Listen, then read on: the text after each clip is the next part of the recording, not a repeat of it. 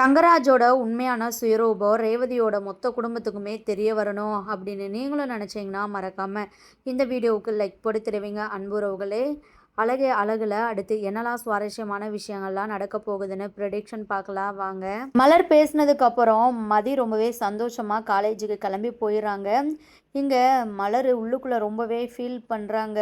எந்த அளவுக்கு மதி ரொம்பவே ஸ்ட்ராங்கான பொண்ணு, நம்ம மேலே எவ்வளோ பாசம் வச்சிருந்துச்சுன்னா மதி நமக்காக அழுகும், இவ்வளோ கஷ்டப்படுத்திட்டோமே நம்ம மதியை அப்படின்ட்டு வருத்தப்படுறாங்க.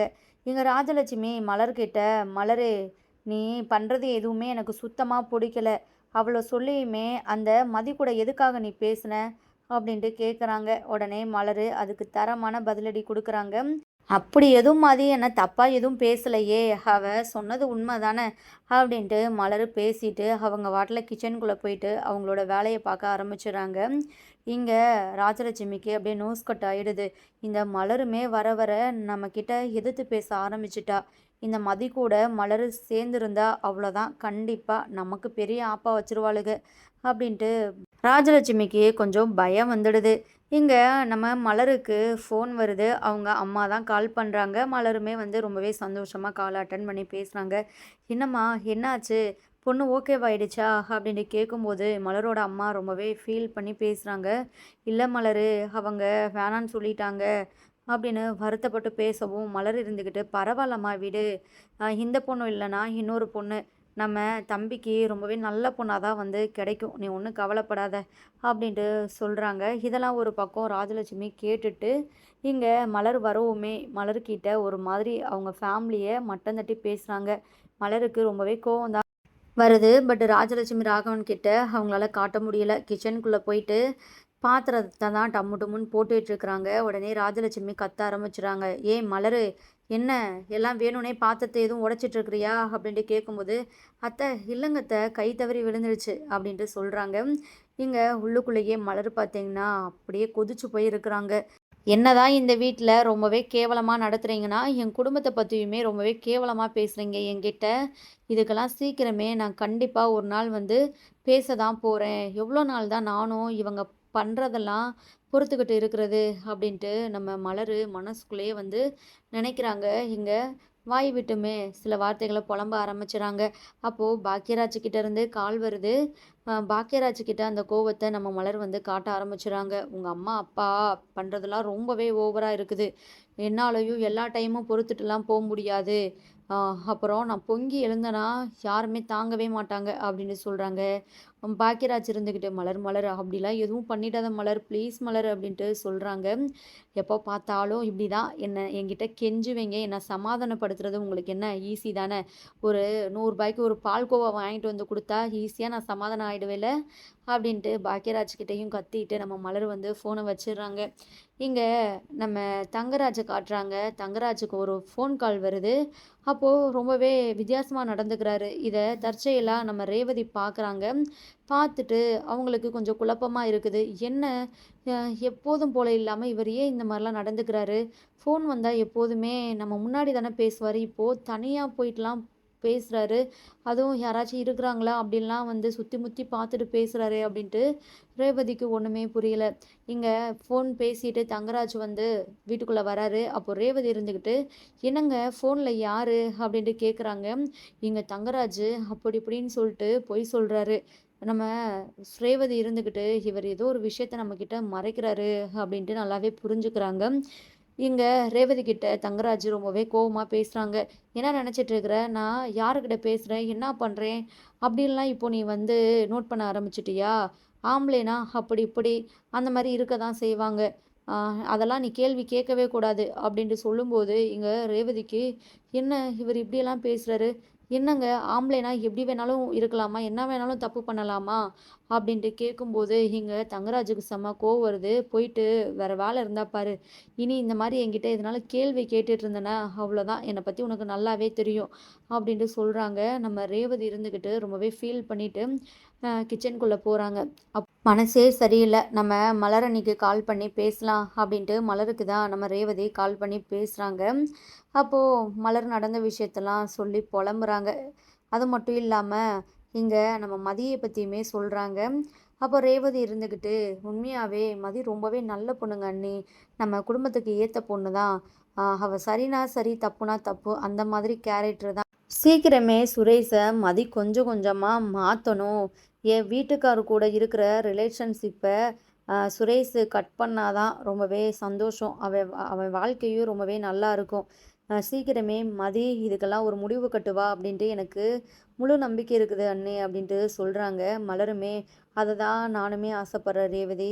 சுரேஷ் ஒரு காலத்தில் எப்படி இருந்தான், செம்ம கரேக்டராக இருந்தான். இப்போ தான் அவன் இப்படியெல்லாம் பண்ணிட்டு இருக்கிறான் அப்படின்னு சொல்கிறாங்க. தங்கராஜ் இங்கே ரேவதியோட வீட்டுக்கு போகிறாங்க. தங்கராஜை பார்த்ததுமே ராகவன் ராஜலட்சுமி பயங்கர சந்தோஷப்படுறாங்க. "வாங்க மாப்பிள்ள வாங்க" அப்படின்ட்டு அவங்கள உட்கார வச்சு அவ்வளோ கவனிக்கிறாங்க. அப்போது நம்ம மலர் மனசுக்குள்ளேயே நினச்சிக்கிறாங்க, இவங்களோட மாப்பிள்ளை மட்டும் இவங்களுக்கு ரொம்பவே முக்கியம் போல். பட் இந்த வீட்டுக்கு வந்த மருமகளை ஒரு மனுஷியை கூட மதிக்கிறதில்ல, அவங்க வீட்டு குடும்பத்துக்கும் கொஞ்சம் கூட மரியாதை கொடுக்கறதும் இல்லை அப்படின்ட்டு நம்ம மலர் வந்து ஒரு மாதிரி முறைச்சிட்டு நிற்கிறாங்க. அப்போ ராஜலட்சுமி மலரை பார்த்துட்டு, "ஏ மலர், என்ன மசம் நின்றுட்டு இருக்கிற? மாப்பிள்ளை வந்து 5 நிமிஷத்துக்கு மேலே ஆயிடுச்சு, போயிட்டு காஃபி போட்டு கொண்டு வா" அப்படின்ட்டு சொல்கிறாங்க. நம்ம மலருமே போயிட்டு காஃபி போட்டு எடுத்துகிட்டு வந்து நம்ம தங்கராஜ் கிட்ட வந்து கொடுக்குறாங்க. தங்கராஜுமே அப்படியே குடிச்சுக்கிட்டு ராஜலட்சுமி ராகவன் கிட்ட வந்து பேசுகிறாங்க. "இங்கே பாருங்கள் அத்தை மாமா, இதுக்கப்புறம் சுரேஷ் விஷயத்தை பற்றி நீங்கள் கவலையே படக்கூடாது. இதுக்கப்புறம் அந்த மதி பொண்ணு சுரேஷ் பேச்சை கேட்டுக்கிட்டு உங்கள் பேச்சை கேட்டுக்கிட்டு இந்த வீட்டில் தான் இருப்பா. அவள் வேலைக்கு போகிறனால தானே இவ்வளோ பிரச்சனை. அவள் சம்பாதிக்கிறா அப்படின்ட்டு ஒரு திமிரில் தானே மற்றவங்க பேச்சை கேட்க மாட்றான். அதுக்கெலாம் நான் ஒரு முடிவு கட்டிட்டேன்" அப்படின்ட்டு தங்கராஜ் சொல்லும்போது இங்கே ராஜலட்சுமி ராகவனுக்கு அப்படியே ரொம்பவே இன்பதிர்ச்சியாக இருக்குது. அவ்வளோ சந்தோஷமாக இருக்குது. "என்ன மாப்பிள்ளை, என்ன சொல்கிறீங்க?" அப்படின்னு கேட்கும்போது, "அட ஆமா அத்தை மாமா, நான் போயிட்டு மதியோட காலேஜில் பிரின்சிபல் கிட்ட பேசிட்டு தான் வந்தேன் இதை பற்றி. அவங்களுமே இந்த விஷயத்தில் ஒரு முடிவு எடுக்கிறேன், மதியை வேலையை விட்டு தூக்குறேன் அப்படின்ட்டு சொல்லியிருக்கிறாங்க." "அப்புறம் என்ன, மதி வேறு எங்கே வேலைக்கு போகிறா? இனிமே அவள் வேலைக்கெலாம் போகவும் வேணாம், வீட்டிலே இருக்கட்டும். வீட்டு வேலையை மலர் ரேவதி அப்படியெல்லாம் பார்த்துட்டு வீட்டில் இருக்கிறாங்க, அந்த மாதிரி இருக்கட்டும்" அப்படின்ட்டு சொல்கிறாங்க. "ஆமாம் மாப்பிள்ள, நீங்கள் பண்ணது ரொம்பவே சந்தோஷம்தான். அந்த மதி வீட்டிலையே கிடக்கட்டும். அவள் அப்படி என்ன பெரிய சம்பளத்துக்காக வேலைக்கு போகிறா? ஒரு 20,000 சம்பளம், அதுக்கே இவ்வளோ ஆட்டம் ஆடிட்டுருக்கிறா. அவள் வீட்லேயே இருந்தால் தான் அவளுக்கு புத்தி வரும், நம்ம பேச்சையும் கேட்பா" அப்படின்ட்டு சொல்கிறாங்க. அதான் ஒரு வார்த்தை உங்ககிட்ட இதை பற்றி பேசிட்டு போகலாம் அப்படின்ட்டு வந்தேன். "சரிங்க மாமா அத்தை, போயிட்டு வரேன்" அப்படின்ட்டு தங்கராஜ் வந்து கிளம்பிடுறாங்க. இங்கே மலருக்கு ரொம்பவே கோவம் தான் வருது. எதுக்காக தான் இப்படிலாம் நடந்துக்கிறாங்க? பாவம் மதிக்கு அந்த எவ்வளோ பிடிக்கும், இப்படியெல்லாம் பண்ணிட்டாங்களே. பொண்ணுங்கன்னா இவங்களுக்கு அவ்வளோ கேவலமாக போயிடுச்சு போல். வீட்டில் சமயக்கட்டில் தான் கிடக்கணும் அப்படின்ட்டு அப்போலேருந்து இப்போ வரைக்குமே சில மனுஷங்க இப்படி தான் இருக்கணும் பொண்ணுங்க அப்படின்ட்டு எண்ணத்தில் தான் நடந்துட்டுருக்குறாங்க அப்படின்னு நம்ம மலர் வருத்தப்படுறாங்க. அடுத்து இங்கே நம்ம மதியுமே வீட்டுக்கு வராங்க. மதி வந்ததுமே மலர் மதியை பார்த்துட்டு, எதுனாலும் அங்கே காலேஜில் நடந்திருக்குமோ, வேலையை விட்டு மதியை தூக்கியிருப்பாங்களா, மதியோட முகமே சரியில்லையே அப்படின்ட்டு நினைக்கும்போது, இங்கே மதி பார்த்திங்கன்னா பேக்கில் இருக்கிற ஸ்வீட் பாக்ஸை எடுத்து நம்ம மலரை ஹக் பண்ணி, "எனக்கு ரொம்பவே சந்தோஷமாக இருக்குது. உங்களுக்கே தெரியும்ல இந்த வேலை எனக்கு எவ்வளோ பிடிக்கும் அப்படின்னு, எனக்கு இப்போது பெர்மனெண்ட் போட்டிருக்கிறாங்க. அதுக்காக தான் நான் ஆசைப்பட்டேன். இந்தாங்க ஸ்வீட் எடுத்துக்கோங்க, நானே ஊட்டி விட்றேன்" அப்படின்ட்டு நம்ம மலருக்கு மதி ஸ்வீட் ஊட்டி விட்றாங்க. மலர் ரொம்பவே சந்தோஷப்படுறாங்க. அவர் என்னென்னமோ சொல்லிட்டு போனார், நம்மளே பயந்துட்டோம். மதி ஆசைப்பட்டது நடந்துருச்சு, சந்தோஷம்தான் அப்படின்ட்டு இங்கே மதி போயிட்டு ராஜலட்சுமி ராகவனுக்குமே வந்து ஸ்வீட்டை கொடுக்குறாங்க. வேறு வழி இல்லாமல் அவங்களுமே எடுத்து சாப்பிட்றாங்க. என்ன மாப்பிள்ளை என்னென்னமோ சொல்லிட்டு போனார், ஆனால் இந்த பொண்ணு வேலை நிரந்தரம் அப்படின்ட்டு வந்து சொல்லுது. சும்மானாலே இதுக்கு திமிரு ரொம்பவே ஜாஸ்தி. இப்போ முன்னை விட சம்பளம் அதிகமாக வாங்கும்போது இது பயங்கரமாக ஆட்டம் போடுமே, இனி என்னெல்லாம் பண்ண போகுதோ அப்படின்ட்டு ராஜலட்சுமி ராகவன் அவங்களுக்குள்ள பேசிக்கிறாங்க. இங்கே மலர் எல்லா வேலையுமே முடிச்சிடுறாங்க. இங்கே மதி இருந்த மலர்கிட்டையும் மற்றவங்க கிட்டையும் சொல்லிட்டு கோயிலுக்கு தான் போகிறாங்க.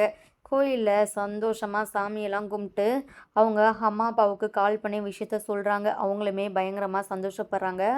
அந்த டைமில் தான் மதிக்கு பயங்கர ஷாக்கு. அங்கே நம்ம தங்கராஜ் மாலையும் கழுத்துமா நிற்கிறாங்க. மதி பார்த்துட்டு ஃபஸ்ட்டு கன்ஃபியூஷன் ஆயிடுறாங்க. வேறு யாராச்சும் இருக்கும், அவர் எதுக்காக கோவிலில் இப்படி மாலையும் கழுத்துமா நிற்க போகிறாரு அப்படின்ட்டு குழம்பி போயிடுறாங்க. அப்புறம் தங்கராஜ் நல்லா திரும்பவுமே மலர் ரொம்பவே தெளிவாக பார்த்துறாங்க. தங்கராஜ் அண்ணனே தான். அவர் எதுக்காக அ கோயில்ல மாலையும் கழுத்துமா நிக்கிறாங்க அப்படின்ட்டு யோசிச்சுட்டு இருக்கும்போதே பக்கத்துல இன்னொரு பொண்ணுமே நிக்கிறாங்க. அ அப்பதான் அவங்க 2 பேருக்குமே வந்து கல்யாணம் ஆக போகுது அப்படின்ட்டு நம்ம மதிக்கு தெரிய வருது. பயங்கர ஷாக்கா இருக்குது. உடனே நம்ம மதி இருந்துக்கிட்டு சுரேஷுக்கு கால் பண்ணுறாங்க. அந்த டைமில் ரேவதியுமே அங்கே கோவிலுக்கு தான் வராங்க. நம்ம மதி இருந்துக்கிட்டு சுரேஷ் கிட்ட இந்த மாதிரி உங்கள் மாமா ஒரு பொண்ணை கல்யாணம் பண்ண போகிறாரு கோவிலில் வச்சு அப்படின்ட்டு சொல்லும்போது சுரேஷ் அதை கேட்டு ரொம்பவே டென்ஷன் ஆகுறாங்க. இங்கே பாரு மதி, தேவையில்லாமல் என்கிட்ட இப்படியெல்லாம் பேசி என்னை டென்ஷன் படுத்திட்டு இருக்காத. என் மாமாவை உனக்கு பிடிக்காது, அதனால இப்படி அவர் மேலே தேவையில்லாத பழியெல்லாம் சுமத்திட்டு இருக்காத. அவர் ரொம்பவே நல்லவர், அவர் இப்படியெல்லாம் பண்ணவே மாட்டார் எங்கள் அக்காவுக்கு துரோகம்லாம் அப்படின்ட்டு சொல்லும்போது, நீங்கள் நான் சொல்கிறத நம்பலையா? இருங்க, லைவாக உங்களுக்கு காட்டுறேன், வீடியோ கால் வாங்க அப்படின்ட்டு இங்கே நம்ம மதி வீடியோ கால் பண்ணி காட்டுறாங்க.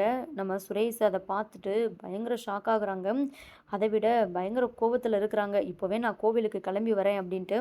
அப்புறம் ரேவதியுமே பார்த்தீங்கன்னா அங்கே நடக்கிறதெல்லாம் பார்த்துட்டு அவங்களுக்கு அப்படியே தலையை சுத்த ஆரம்பிச்சிருது. மதி ரேவதியை பார்த்துட்டு இவங்க வேற வந்துட்டாங்களா அப்படின்ட்டு பதறி போயிட்டு, பாவம் இதெல்லாம் பார்த்து கண்டிப்பாக அவங்க மனசு தாங்கியிருக்காது அப்படின்ட்டு இங்கே ரேவதி அப்படியே மயக்கம் போட்டு விழ போகிறப்போ நம்ம மதி வந்து கரெக்டாக பிடிச்சிடுறாங்க. எழுந்திரிங்க எழுந்திரிங்க அப்படின்னு சொல்லிட்டு இந்தாங்க தண்ணி குடிங்க அப்படின்ட்டு நம்ம மதி இருந்துக்கிட்டு ரேவதிக்கு தண்ணி கொடுக்குறாங்க. அப்புறம் சுரேஷுமே வந்து ஃபாஸ்ட்டாக இங்கே வந்துடுறாங்க. கரெக்டாக தங்கராஜ் அந்த பொண்ணு கழுத்தில் தாலி கட்ட போகும்போது நம்ம சுரேஷ் பார்த்தீங்கன்னா தங்கராஜை கோவத்தில் அடி அடின்னு அடித்து சட்டையெல்லாம் பிடிச்சி கிழிச்சு மாலையெல்லாம் அத்து போட்டுறாரு. எவ்வளோ தைரியம் இருந்தால் இப்படி பண்ணியிருப்பீங்க அப்படின்ட்டு ரொம்பவே பயங்கரமாக கோவப்படுறாங்க.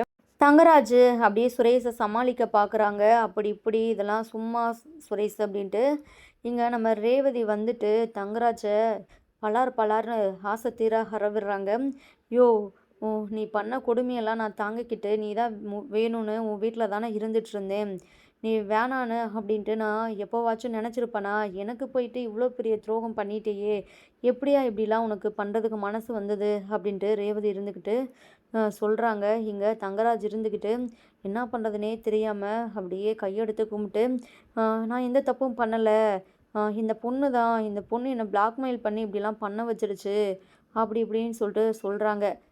இங்கே பாருங்கள், நீங்கள் சொல்கிறத நாங்கள் யாருமே நம்ப மாட்டோம். உங்களோட சுயரூபம் எங்களுக்கு தெரிய வந்துடுச்சு. இனி நீங்கள் வந்து தப்பிக்கலாம் முடியாது. நீங்கள் பாருங்கள், அரெஸ்ட் பண்ணிட்டு போங்க உங்கள் மாமாவை அப்படின்ட்டு நம்ம மதி இருந்து கூட சொல்கிறாங்க. சுரேஷுமே நம்ம தங்கராஜை அப்படியே அரெஸ்ட் பண்ணிட்டு போகிறாங்க. இன்னொரு பக்கம் விஷயம் தெரிஞ்சு ராஜலட்சுமி ராகவனுக்கு பயங்கர ஷாக்காக இருக்குது. தலையில் இடி விழுந்தாப்புல இருக்குது. அடுத்தடுத்து ரொம்பவே இன்ட்ரெஸ்டிங்கான ட்விஸ்டான விஷயங்கள்லாம் நடக்க போகுது. நம்ம வெயிட் பண்ணி ஃபுல் எபிசோடை பார்த்து தெரிஞ்சுக்கலாம். தேங்க்யூ ஃபார் வாட்சிங்.